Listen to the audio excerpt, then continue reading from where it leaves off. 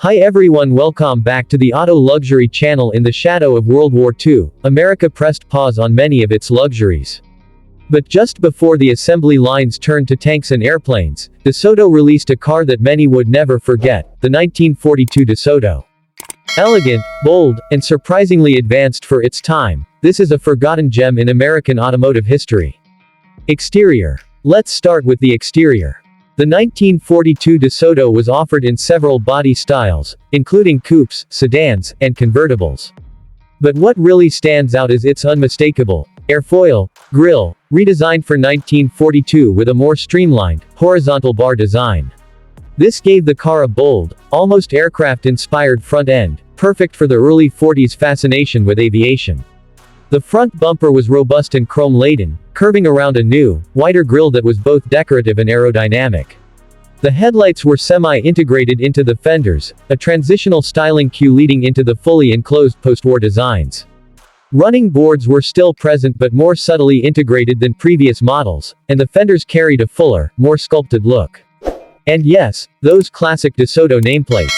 You'll find them proudly displayed on both sides. Interior. Step inside, and you're greeted with a surprising level of luxury for a pre-war American vehicle. The cabin of the 1942 DeSoto is a mix of Art Deco styling and rugged functionality. You'll find plush bench seating, typically upholstered in mohair or leatherette, with ample room for 6 passengers. The dashboard is a masterpiece of the era. Chrome bezels, a large speedometer, and a clock mounted in the center give it a symmetrical look.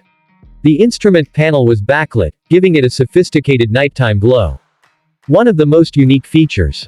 The tip-toe hydraulic shift, DeSoto's version of a semi-automatic transmission.